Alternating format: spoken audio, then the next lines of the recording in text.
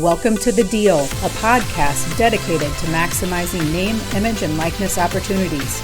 You'll hear from student athletes, coaches, and athletic administrators on how NIL partnerships can impact individuals and the schools they attend. It all comes down to making the best deal.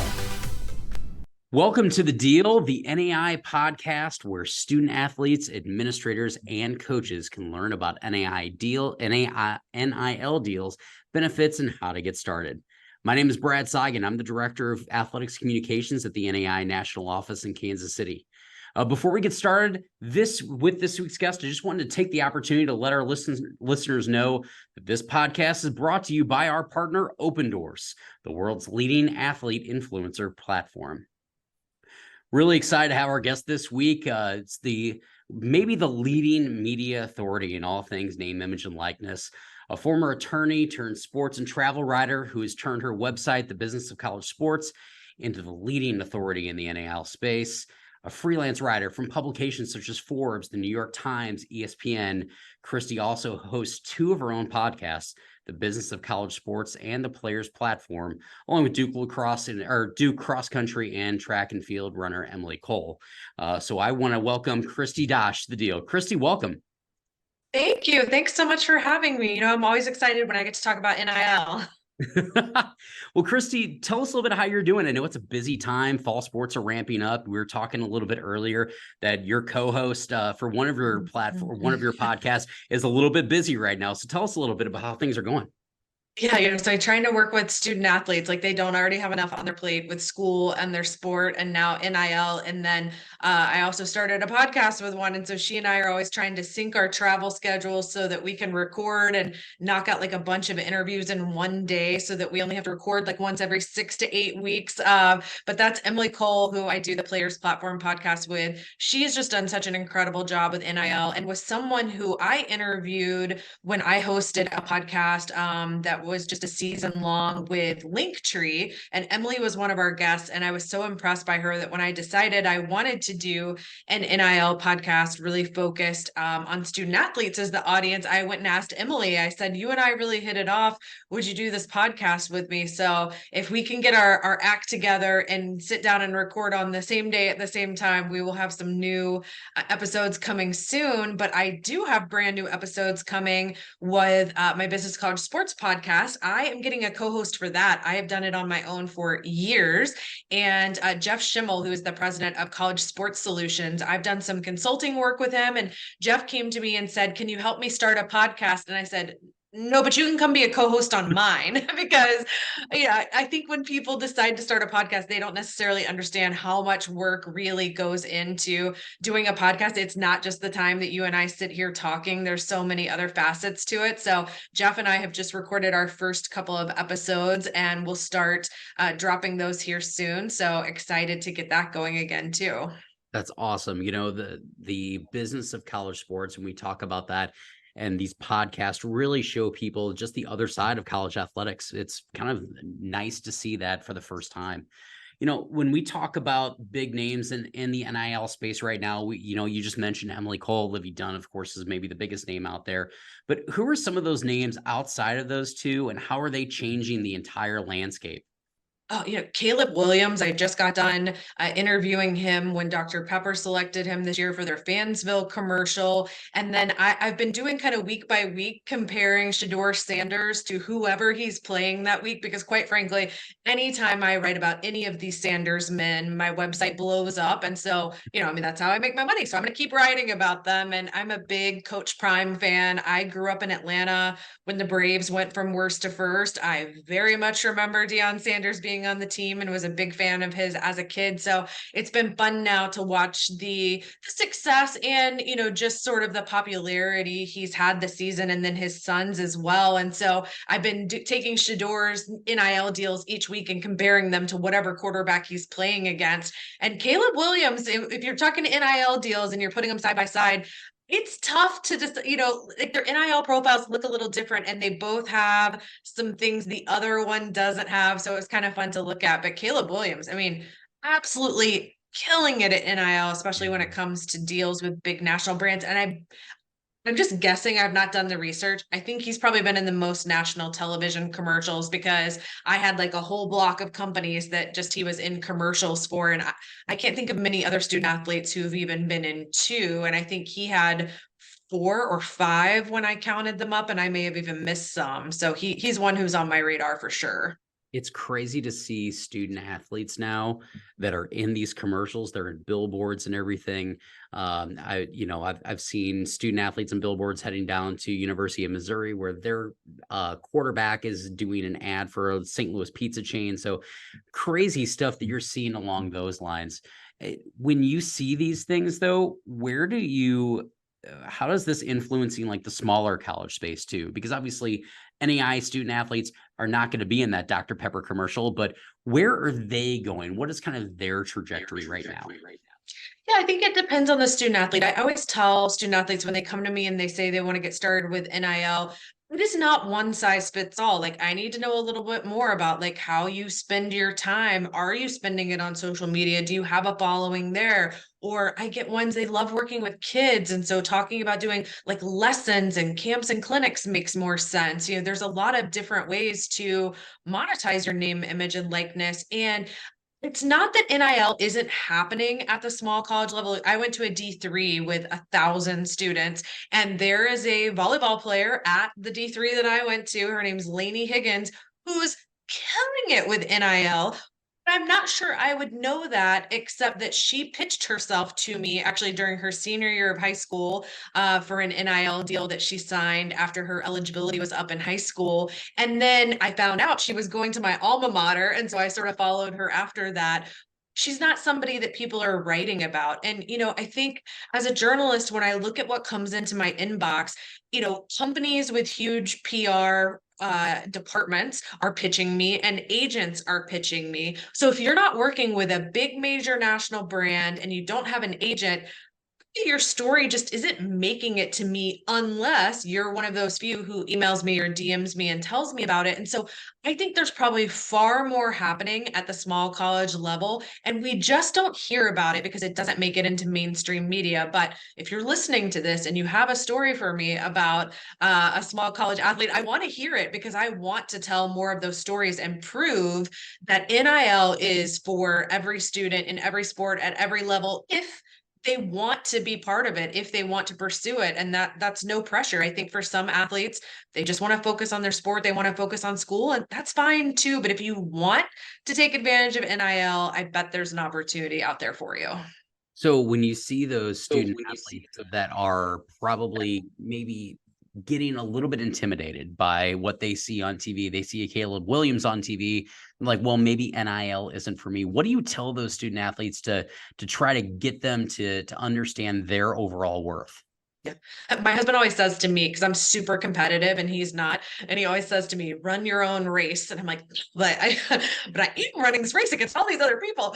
So I have trouble with that too, and reining myself in sometimes and really asking like, what's right for me? What do I want? How do I want to position myself? Who are the brands that I want to be aligned with? What do I want to do with my future? And I have to say that I've seen some student athletes at every level being really smart about aligning their NIL opportunities with what they want to do after graduation. So I had one young woman who came to me and she was just like so narrowly focused on figuring out how to get paid for Instagram posts. She really didn't have that big of an Instagram following. It's just that's what she saw people making money doing. And we started talking about it, and she's majoring in early childhood education and she really likes working with kids. And so we started talking about doing something more along the lines of one-on-one lessons with youth athletes. She ended up working with her local YMCA to put on a camp over the summer. She just was so focused on what she saw other people doing and thinking that that was the only avenue for NIL. We have student athletes I've talked to who they're making their NIL money by creating artwork on sneakers. Leah Clapper, who I worked with at UF, she created a gymnastics board game. Like, there's so many directions you can go with it. And I think you need to tap into, okay, what do I already do right now that I enjoy? And what are my future plans career wise, and start trying to figure out what that NIL path looks like for you, not just what you see everybody else doing. How does a company like Open Doors help you with that? Because, you've sat on a panel for me with Open Doors and talked to student athletes about it. What do companies like that? I mean, and Open Doors may be the biggest name out there. How do they help student athletes, and how can they get a lot out of that? Yeah, I think it allows people to find you. Like I teach student athletes when I work with them a lot about being proactive and reaching out to the brands that you already use. And I think that makes a lot of sense, especially for social media marketing. But also, I think you should be on platforms like Open Doors and you should have your profile there completed. It does not take that long to do. 5-10 minutes, you can get your profile filled out, get your social networks hooked up to it, in the hopes that you are the right fit for somebody. If you're not on there for them to find, you're going to miss out on those opportunities. And I have long been on platforms that are for bloggers and influencers outside of the college athletic space, that I started doing years and years ago as a blogger, platforms I got invited to be part of. And I will like forget that my profile is on there, and then something will pop up in my inbox. Like Lowe's reached out to me for Black Friday. I think it was not last year, but the year before, just because I had a profile on one of those websites. They were searching for somebody with a largely male following, and I happened to be on a platform that was mostly female bloggers and influencers who had mostly female followers.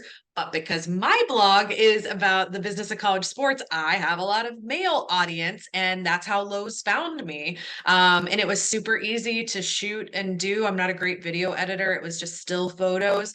And I got paid what I thought was decent money by Lowe's, but had I not been on there, they wouldn't have been able to find me. So I do strongly encourage student athletes to take just that little bit of time to fill out your profile, because you never know who you're going to end up matching with.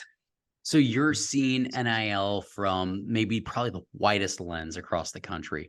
Well, what are trends that our student athletes can look out for? What are these newest trends that they can kind of latch on to help their profile? For sure, social media marketing is huge. I mean, not just in this space, but in the general influencer space as well. I mean, every report that comes out not only shows that brands are putting more and more marketing money towards social media marketing, but also that athletes have higher engagement rates and convert better than other types of influencers that those brands might work with.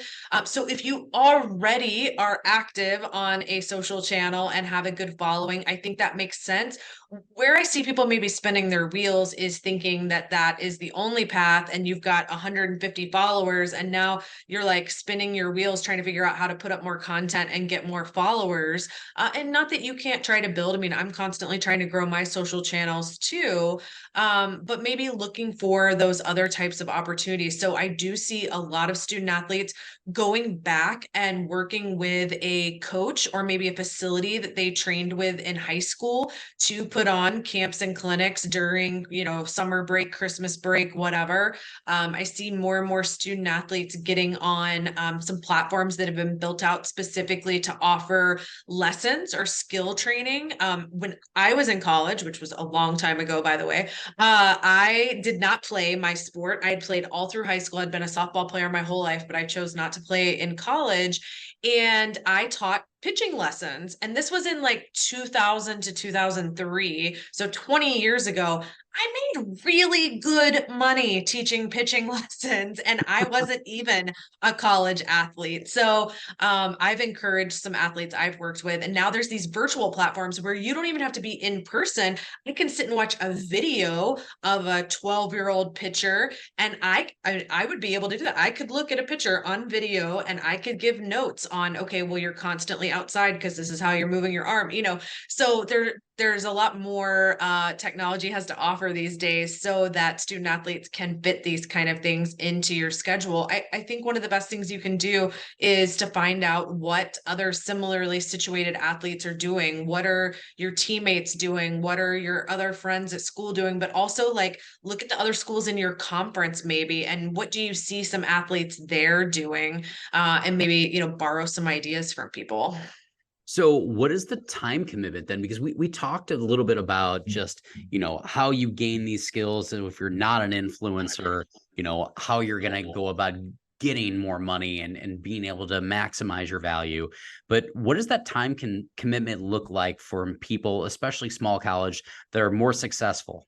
If we're talking social media marketing, I mean, those people are spending time on at least one social platform. I mean, that's sort of another mistake I see is people try to be on 5 different social platforms. They want to be active on TikTok and Instagram and YouTube, and then maybe also Twitter or Snapchat. I focus on one. Choose the one you like the most, that it doesn't feel like a chore to be on there. Like for me, TikTok is a chore. I'm old and I hate editing video. Like TikTok is a chore. So I have to like force myself to be on TikTok. But Twitter comes super easy to me because I'm old and because Twitter works really well for sports journalists. We get a lot of traffic to our pieces from Twitter. So I'm on Twitter, multiple times a day. I think at one point I was averaging like 19 tweets a day. I don't do that anymore, but I for sure probably have 10 a day. But having to do an Instagram reel or a TikTok is a grind for me because I'm not good at it. I'm not good at editing video. So instead of forcing yourself to do something you don't enjoy, decide which one of those you like the best and you like creating the kind of content that does well on that platform, and just focus on being consistent on that one. Kind of set in your mind how many times a week you're going to post, but also how much time you're going to spend on that platform engaging with other people. The folks I know who are making really good money at social media marketing, they are creating new content almost every single day. And if you can't commit to that, then I would probably look at another way to monetize your NIL. I look at the platforms that are being used, and Twitter is obviously one of the ones that I use the most. I can't imagine having to dance on TikTok in order to make money, but but it works for a lot of our students, and obviously I'm Yeah. not the market share, but I see some of that on Instagram, and it's always funny. It's an engaging process. So I love seeing our student athletes and how creative they get, because we haven't had a chance to see that before.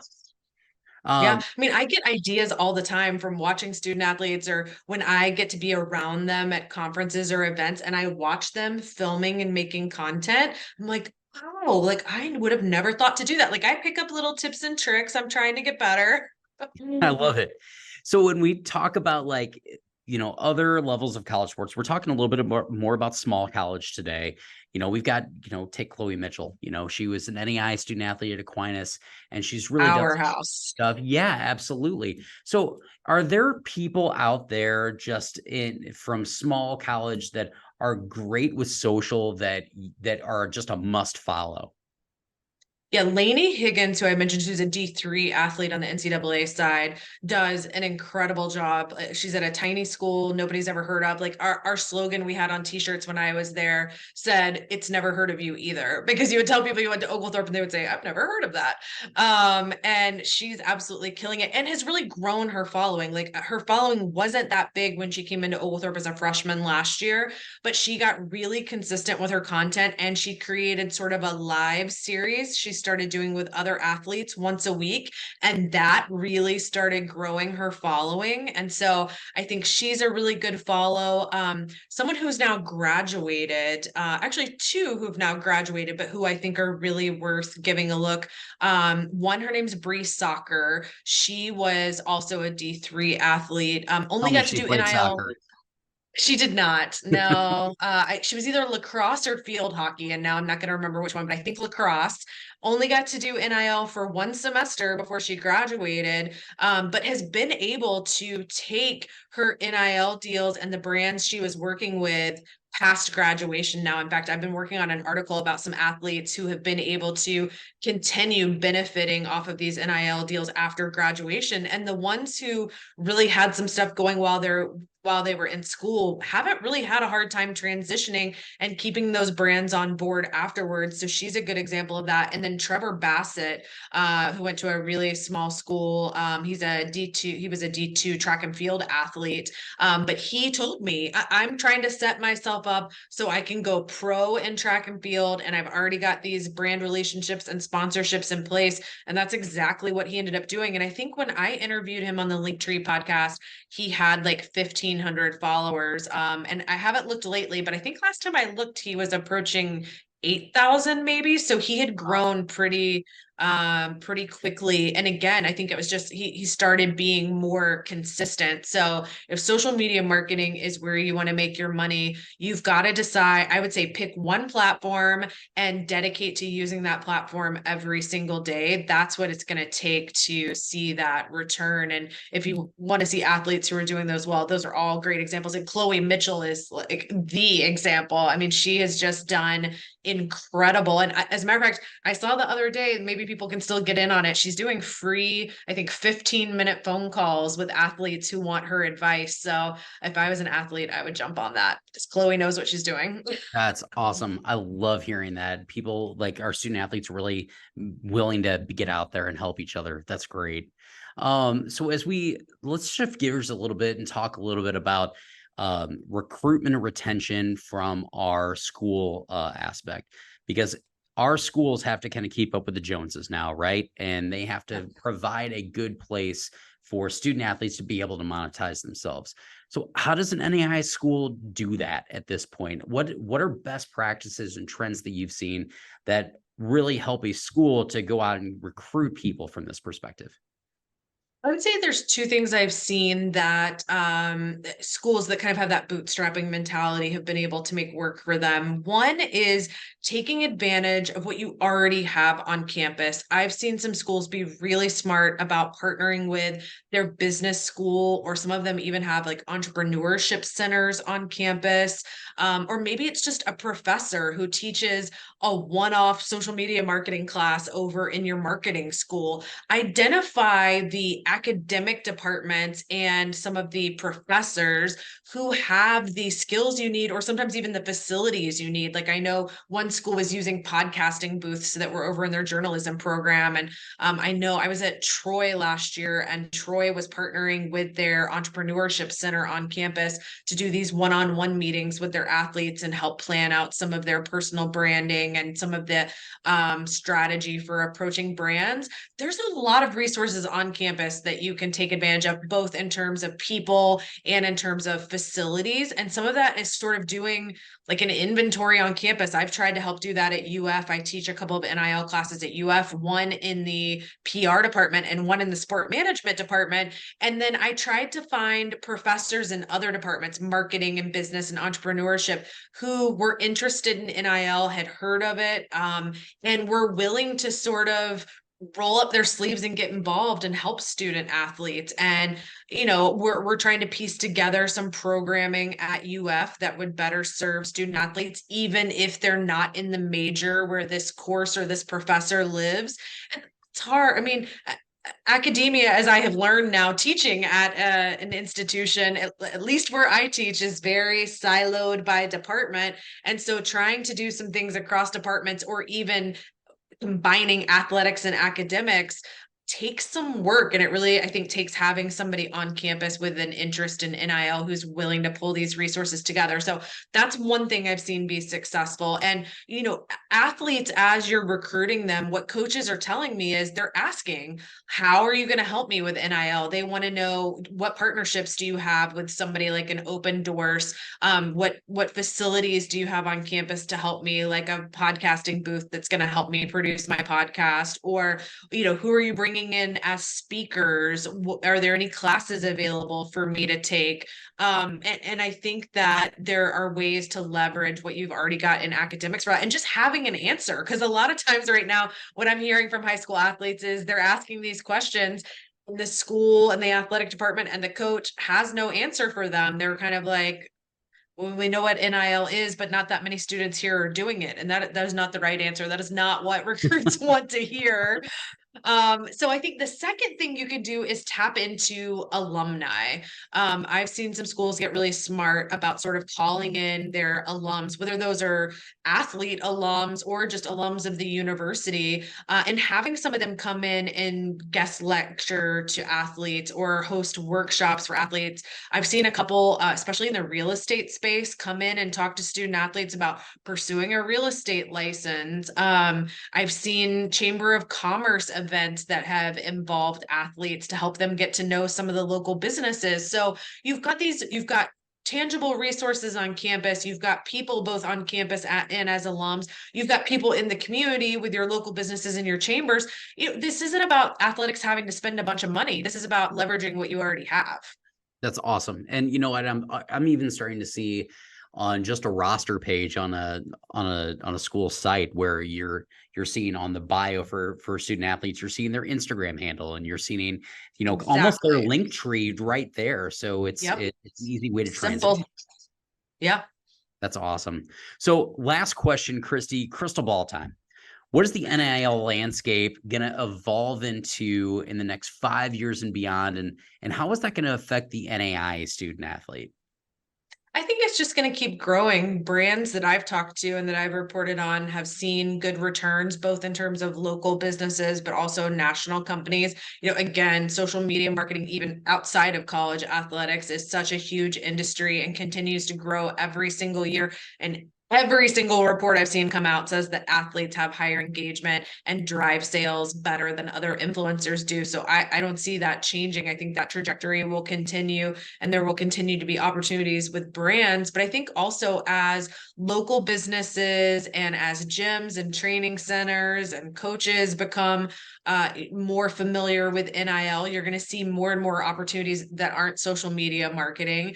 And I think we're going to see student athletes become a lot more entrepreneurial. I think in general, this generation is a lot more entrepreneurial than my friends and I were in college. I never planned to be an entrepreneur. It sort of happened to me. It was not something I planned on, but so many of my students do not want to go work a 9 to 5. They do not want to go sit in an office. They don't want to go work for a big company. They've got all these aspirations for entrepreneurship in so many different fields. So I do think we're going to see athletes really embrace those opportunities to learn how to be an entrepreneur through NIL. And I've seen student athletes be so smart, like when they're thinking about what they want to do in the future and they're talking to a brand about something, or maybe they're talking to their old gym, they're asking for micro internships. They're asking to have a sit down with the CEO, like they're future planning. They're thinking, how can I take what's an NIL deal or an NIL sort of activity and help me on my future path? And I think some athletes are being super smart about that, because NIL doesn't have to be something that's just while you're in college. It can really set you up for future success. And I love that. And, it's something, as an athletics communication person, we've been harping on this to student athletes for years about, make your own brand, and now that's seeing that come to fruition, and seeing the importance that's there is so great. So Kristi, tell us a little bit about, just to kind of wrap up here, what else are you working on? Tell us a little bit more about your podcast. Where can people find them? Yeah. So the bulk of my work ends up living somewhere on businesscollegesports.com. Both of the podcasts live there, and also just my daily content. And then because of NIL, we ended up creating this whole tracker section where we're tracking, which states allow high school NIL. We're tracking the state laws around NIL for college athletes. We track agents and attorneys who work in this space, so that if you need help, you need somebody to review a deal, you can find someone who's got experience in NIL. Most of them offer free consultation. So I'm just constantly trying to create more resources around NIL, and all that stuff lives on businesscollegesports.com, in addition to all the sort of latest, news around the space as well. So a lot of resources there, and where I generally spend most of my day. Well, Kristi, thank you so much for your time. We appreciate it. And I know that our student athletes are going to love hearing this great expert feedback and how to really ramp up their business dealings. So it's been awesome. Yeah, thanks so much for having me. All right, Kristi Dosh with us. We want to thank everyone for tuning in this week, and next week we'll have another slate for you, and it'll be very exciting. So hopefully everyone will be able to tune back in. So for now, I want to thank everyone for joining us, and we'll see you again soon.